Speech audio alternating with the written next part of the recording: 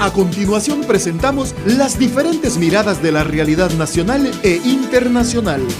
Las voces y opiniones desde una mirada amplia. En un contexto que necesita ser analizado a profundidad e ir directo al grano. Periodismo profundo y directo. Una producción de la Asociación de Medios Católicos de Honduras, AMECA. Directo al grano. Comenzamos. Por 12 años consecutivos, el equipo de reflexión, investigación y comunicación ERIC ha medido la percepción ciudadana, analizando e interpretando estos datos en medio de la realidad que enfrentan los hondureños y también las hondureñas. En este programa de Directo al Grano seguimos analizando los datos de esta herramienta que busca dar elementos sobre la percepción ciudadana. Y desde ya agradecemos a la abogada Ana Pineda, analista, docente, exministra de Derechos Humanos, quien nos acompaña en este espacio, que es una producción de la Asociación de Medios Católicos de Honduras y también de Radio Progreso, que busca justamente profundizar sobre lo que está aconteciendo en Honduras y en la región. Bienvenida, abogada, qué gusto tenerla aquí con nosotros y nosotras. Muy buenas tardes. La verdad que es un gusto para mí interactuar con usted a través de Radio Progreso y estoy a la disposición suya y de la audiencia de Radio Progreso. Justamente esta semana se ha presentado este sondeo de opinión pública en la edición año 2023. Justamente 12 años, como hemos mencionado, del ERIC está monitoreando la opinión pública del país. Y bueno, un dato interesante es el tema de los principales problemas del país que la ciudadanía está desde ya enumerando. Por ejemplo, abogada, un 63.3% de la ciudadanía destaca que el problema fundamental que existe en el país es la crisis económica y la situación de desempleo, que se vincula con los altos costos de la canasta básica de alimentos. Y el 24% de los hondureños y las hondureñas está considerando que el segundo gran problema que tiene Honduras está vinculado con la inseguridad. Llámese delincuencia, maras, pandillas, narcotráfico y extorsión. ¿Siente usted que esos son los principales problemas del país o agregaría otros o cómo interpretar que año con año la gente siga acentuando la situación de desempleo y la situación de inseguridad?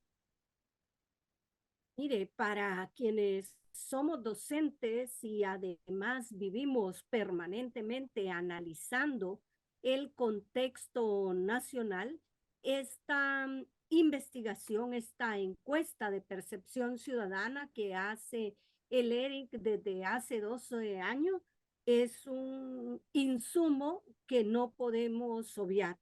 Así que yo tengo varios años nutriéndome de la información que me da el ERIC, una información que bajo la metodología que la propia encuesta de percepción ciudadana revela, es objetiva.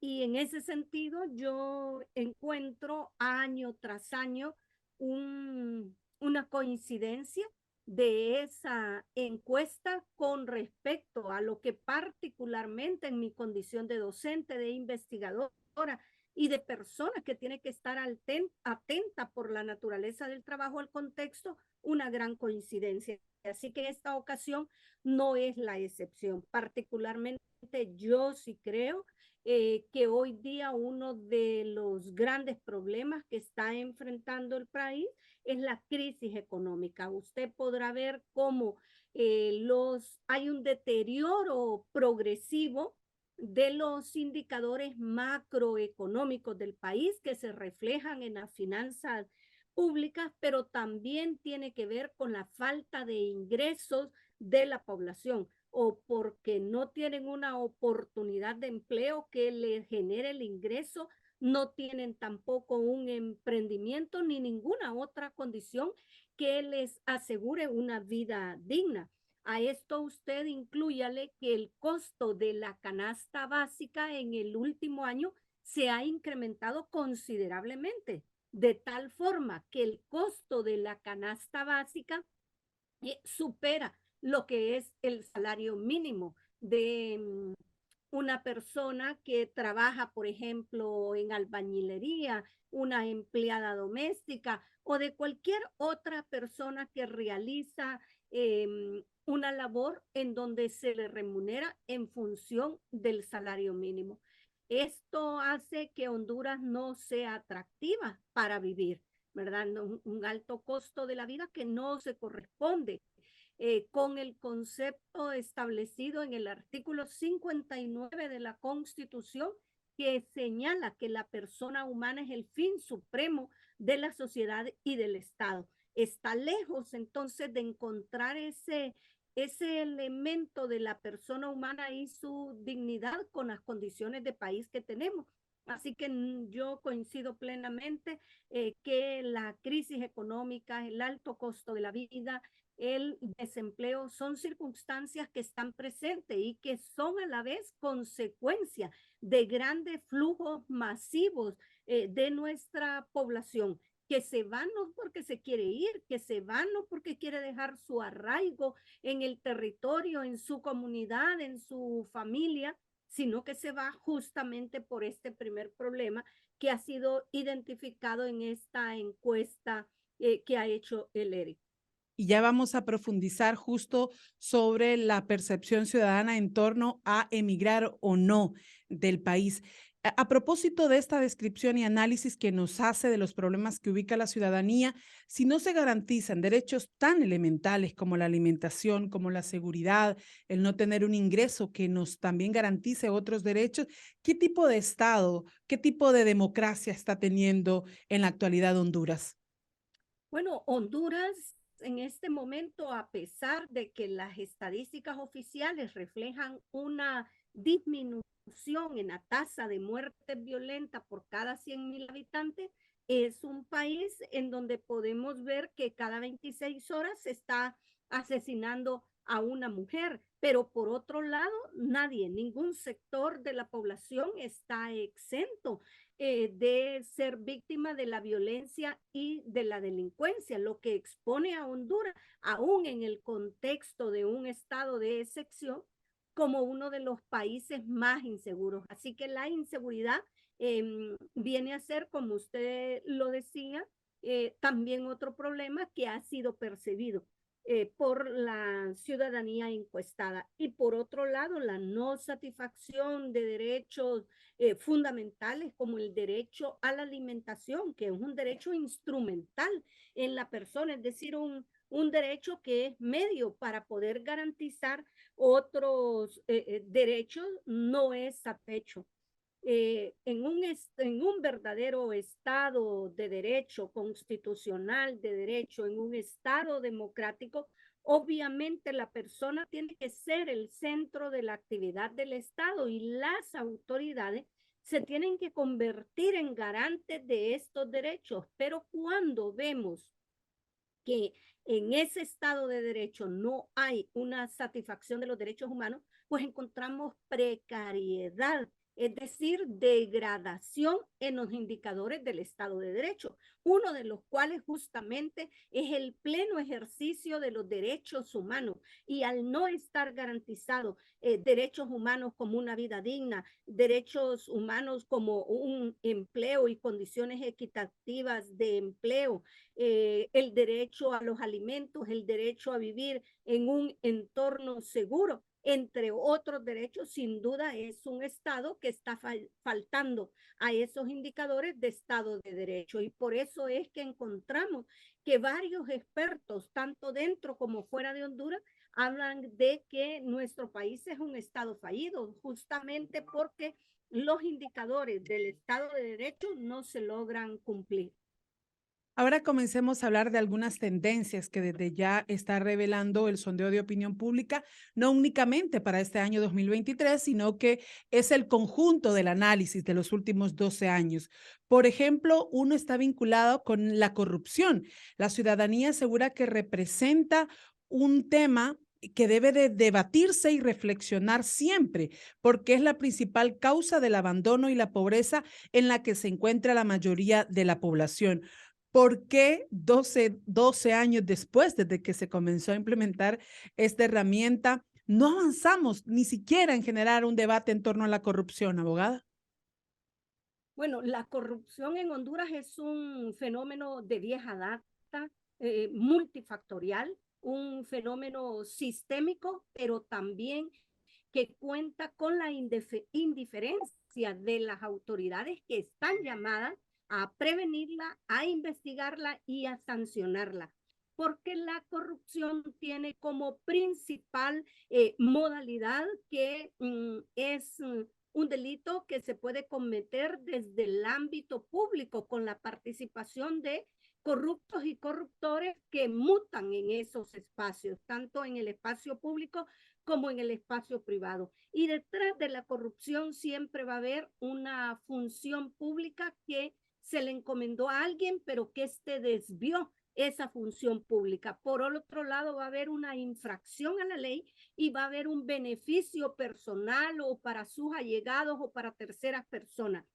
Esos elementos que se ven en la corrupción y que demuestran que generalmente detrás de un acto corrupto hay personas investidas de autoridad o personas investidas de poder económico, hace justamente que esta tendencia se siga reflejando y sigamos encontrándonos en el mismo punto de no hacer nada, pese a que el barómetro global de la corrupción para América Latina y el Caribe, como Transparencia Internacional también, vienen señalando desde hace varios años que Honduras es uno de los países del mundo con los más altos niveles de percepción de corrupción.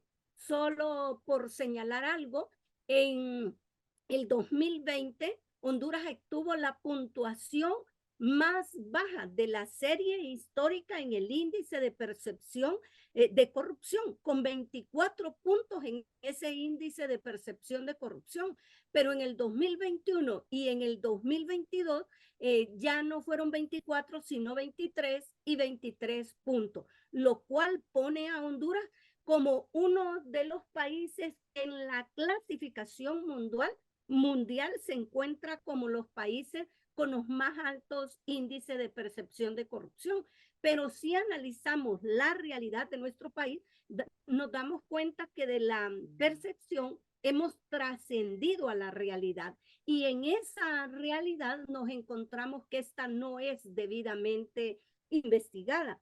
Y efectivamente la corrupción es causa de muchos problemas en nuestro país. La corrupción tiene un vínculo o un nexo causal con las violaciones de los derechos humanos, un fenómeno que en Honduras es poco estudiado. Aquí hemos tenido casos que dan para ser analizados desde ese punto de vista, el caso del Seguro Social, donde se suministraron medicamentos adulterados o se entregan medicamentos vencidos o no se entregan o no hay tratamiento, no hay equipos, no hay reactivos, no hay insumos y finalmente nos encontramos que no se satisfacen todas esas condiciones del derecho a la protección de la salud, sencillamente porque los recursos que debieran estarse utilizando para atender esa protección del derecho a la salud se han desviado en corrupción. Pero no hay una investigación que permita establecer que como consecuencia de ese acto corrupto se han generado violaciones a los derechos humanos que han impactado en las personas que se han agravado o que han muerto. Esa gravedad o esa muerte es una consecuencia directa del acto de corrupción. Y obviamente el que los dineros de la corrupción también se desvíen y no se satisfagan servicios públicos como educación, salud, seguridad social, o se mejore la infraestructura en algunos puntos, hace entonces que se convierta también en ese mismo hecho, generador de pobreza y en quienes está impactando son principalmente en las personas y grupos colocados en situación de mayor vulnerabilidad. Junto al tema de la corrupción, hay que hablar de la impunidad, porque están íntimamente ligados. Por ejemplo, la impunidad va vinculada también con la falta de un sistema de justicia honesto y efectivo, y eso la ciudadanía lo ha identificado en este sondeo de opinión pública y en los últimos años. ¿Hay algún cambio? ¿Se puede presentar algún cambio en ese sistema de justicia con esta nueva corte que tiene el país, o qué esperar, por ejemplo, para los próximos 7 años? Igual coincidencia de mi parte con la encuesta del ERIC en este extremo, en el sentido de que ha venido reflejando en años anteriores que la ciudadanía cada vez cree menos en las instituciones del sistema de justicia. No cree en jueces ni magistrados, no cree en fiscales. Y esto justamente porque los intereses que estos operadores de justicia protegen no son los intereses del pueblo, sino los intereses de los poderosos, de los ricos o de los corruptos. Y en este caso en particular, efectivamente, en las instituciones del sistema de justicia, en los últimos tiempos se ha presentado un alto nivel de impunidad, de tal forma que a pesar de que se conoce de la gravedad de un determinado hecho delictivo, este no se investiga. Y esa falta de investigación favorece la reincidencia del delito, y por eso es que vemos la tendencia en Honduras de aumento en la criminalidad. Ya tuvimos una elección de la Corte Suprema de Justicia que lo que nos dejó como principal lección es que la clase política que tenía que tomar la decisión para la escogencia de las y los magistrados no lo hicieron en función de lo que establece la Constitución en el artículo 4, que habla de un poder judicial independiente, o de lo que dice el artículo 303, que las y los magistrados únicamente deben estar sometidos a la Constitución y a las leyes. Lo que vimos fue que el mérito que se privilegió, el mérito que se potenció, era justamente la militancia política partidaria.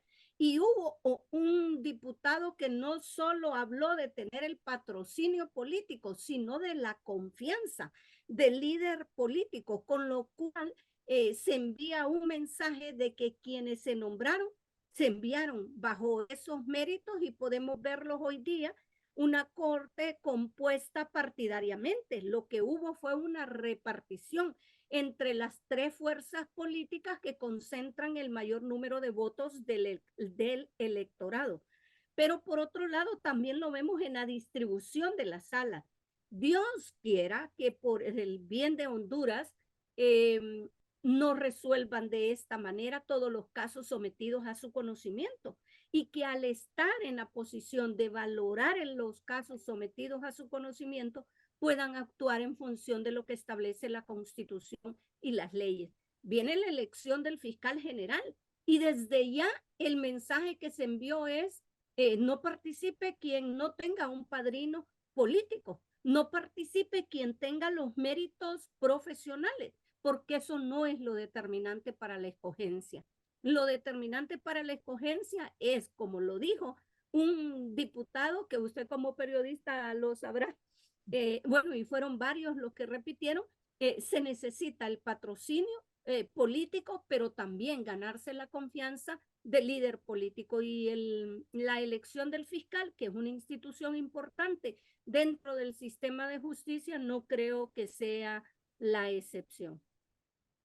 Bueno, agradecemos a la gente que nos está sintonizando a través de las redes sociales, que nos está viendo a través también de esta multiplataforma que Radio Progreso ofrece para profundizar sobre los acontecimientos del país, y esta semana en particular analizando los resultados de la 12ª encuesta que el ERIC ha desarrollado en el marco, creo yo, de aportar a la transformación de este país, el sondeo de opinión pública que mide la percepción ciudadana. Yo creo que lo que nos comenta de los retos que supone la elección del fiscal general y su adjunto o sus adjuntos, porque todavía ni siquiera hay claridad de esto, es un reto que la ciudadanía tiene ahí, la participación y el involucramiento. Ya hubo un llamado de parte de la Corte Suprema de Justicia para convocar a una junta de proponentes a las distintas organizaciones de sociedad civil. Ahora bien, la ciudadanía desconfía de instituciones como la Corte Suprema de Justicia, el propio Congreso Nacional, los propios partidos políticos que son en su mayoría autoridad, que son las personas y las instituciones que deberían de darle la confianza a la ciudadanía. Pero ¿cómo interpretar, por ejemplo, abogada, que la gente siga teniendo confianza en las Fuerzas Armadas? Siga teniendo, ¿verdad?, confianza en estas instituciones que, si unimos su accionar dentro de la historia hondureña, dejan mucho que desear. ¿Cómo entender ese tema de la confianza y la desconfianza construida, ¿verdad?, en el imaginario de la población, y qué reto supone para los hondureños y las hondureñas? Y de forma particular, aquí ya le di varias vertientes, el tema de los medios, porque también los medios tenemos mucho que ver en el tema de la desconfianza y la desconfianza en los distintos actores. Así, por ejemplo, a mí ese dato me sigue sorprendiendo, que cada vez las Fuerzas Armadas, los militares, sí, o mantienen ese nivel de credibilidad frente a instancias como secretarías, como el Poder Judicial, como la propia Casa Presidencial, que deberían de significar para la ciudadanía confianza en esas personas que están dirigiendo. Bueno, yo la única explicación que puedo encontrar es justamente por la proyección que históricamente viene haciendo las Fuerzas Armadas. Una proyección en la que está cercana a la ciudadanía. Ha puesto, por un lado, está lo que nosotros podemos valorar de las Fuerzas Armadas en el sentido autocrático que ha tenido la institución y su papel en las elecciones, su papel en el fortalecimiento del Estado de Derecho, en la alternabilidad en el ejercicio de poder, pero por otro lado está el lado humano que le pone. ¿Quién de nosotros no vemos, por ejemplo, a las Fuerzas Armadas cuando hay un incendio participando en el mismo, o cuando se trata de reforestar nuestro país, y las brigadas médicas de salud, que son en número significativo de médicos de diferentes especialidades que llevan medicamentos, que llevan insumos, que llevan reactivos, que hacen pruebas? Las Fuerzas Armadas cortándole el cabello a hombres y mujeres de manera gratuita, o haciendo limpiezas dentales, o la exacción de una pieza en mal estado, o poniendo alguna otra. Yo creo que las Fuerzas Armadas ha tenido una mirada estratégica para mantener esa cercanía con la ciudadanía, y luego de ver la acción de un gobierno, lejos de ver la acción de una institución que tiene un mandato para proyectarse socialmente, a quienes vemos asumiendo esos roles allá en el interior de la República, a las Fuerzas Armadas. Inclusive en celebraciones como el Día del Niño, es normal ver a maestros, a maestras solicitando el apoyo con piñatas y confites a las Fuerzas Armadas, o a las Fuerzas Armadas celebrando un Día del Niño. Creo que otras instituciones tendrían que emular, ¿verdad?, esta práctica de cercanía a la ciudadanía que lleva a cabo las Fuerzas Armadas. Es la única explicación que hasta ahora yo encuentro frente a esa opinión favorable que a través de los años maneja las Fuerzas Armadas, aún en aquel contexto en el que participó activamente en un golpe de Estado que dio como consecuencia la defenestración de un presidente, el derrocamiento, el golpe de Estado a un presidente democráticamente electo por toda la población hondureña. Quiero aprovecharla porque está muy vinculado a ese accionar de las Fuerzas Armadas, el tema de este sondeo también midió la percepción en torno al estado de excepción o el denominado toque de queda, que se ha aprobado desde hace más de 4 meses, más o menos, desde el Congreso Nacional dijo, a través de un decreto ejecutivo que envió la Presidenta de la República, que para atacar el delito de la extorsión era necesario la aprobación de este estado de excepción. En lo particular, abogada Ana Pineda, ¿cómo cree usted que se ha desempeñado las distintas operaciones de las Fuerzas Armadas en el marco de este decreto y se ha tenido el resultado esperado de reducir este delito? Bueno, yo creo que aquí hay dos cosas esenciales que decir. Por un lado, el significado y el alcance que tiene un estado de excepción. Como su nombre lo dice, el estado de excepción es una medida que, si bien es cierto, la presidenta de la República constitucionalmente tiene la facultad de implementarla, no es en todas las circunstancias. Son en aquellas circunstancias excepcionales y cuando no exista otro medio por el cual se pueda reducir, por ejemplo, la incidencia de la extorsión o de la problemática hacia la cual va dirigida ese estado de excepción. Cuando vemos que hay un estado de excepción que ha durado más de 4 meses, que en el que el que está implementándose en varios departamentos, en varios municipios, pero que a la vez estamos viendo, y ahí viene el segundo punto, la realidad, nos damos cuenta que la incidencia de la extorsión continúa y ahora hay nuevas modalidades.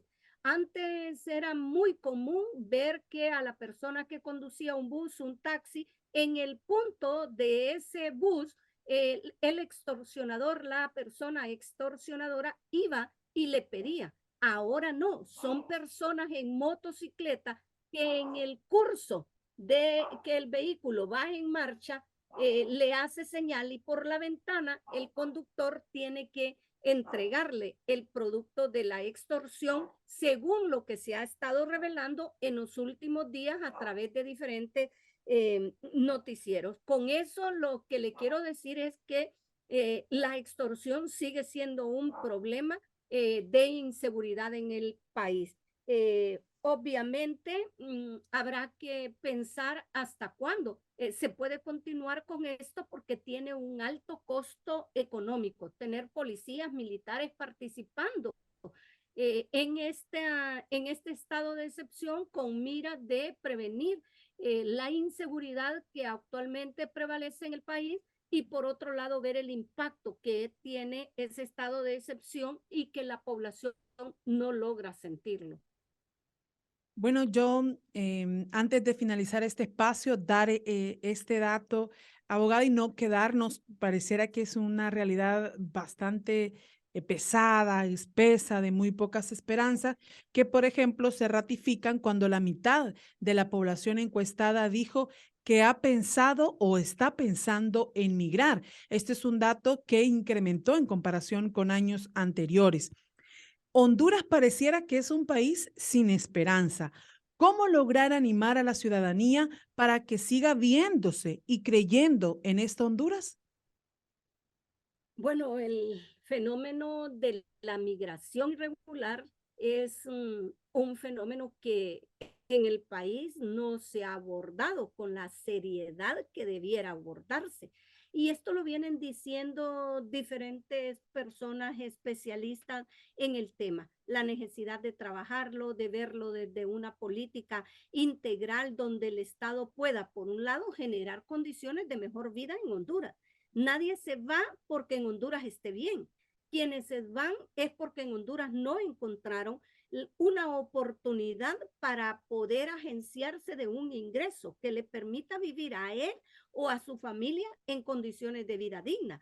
O se van también por el producto de la inseguridad, violencia, delincuencia, personas que son desplazadas de sus propias comunidades en un primer momento y después deciden seguir la migración, la migración irregular, aún sabiendo de que eso tiene graves consecuencias en su vida, en su integridad personal.